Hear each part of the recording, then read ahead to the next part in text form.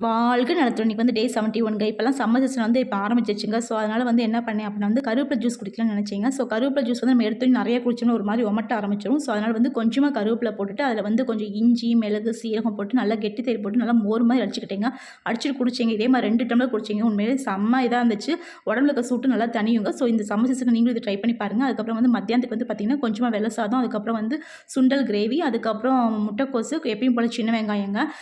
சாதத்துக்கு வந்து பார்த்தீங்கன்னா முளைக்கீரை கடைச்சல் தாங்க பண்ணேன். இந்த கீரை கடைச்சல் வந்து இந்த மாதிரி செஞ்சு கொடுத்தீங்க அப்படின்னா வந்து செம்ம டேஸ்ட்டாக இருக்குங்க. கீரை சாப்பிடாதவங்க கூட சாப்பிடுவாங்கங்க. ஸோ, கீரை கடைச்சல் சாப்பாடு சாப்பிட்றப்ப வந்து கொஞ்சமாக சாதம் போட்டு நிறைய கீரை கடைச்சல் போட்டு கொஞ்சமாக நம்ம வச்சிருக்க எல்லாத்தையும் கொஞ்சம் கொஞ்சமாக வச்சு அப்படியே ஒரு வெங்காயம் வச்சு சாப்பிட்றப்ப செம்ம அல்டிமேட்டாக இருக்குங்க. நீங்களும் கண்டிப்பாக சாப்பிட்டு பாருங்கள். உங்களுக்கு ரொம்ப பிடிக்குங்க.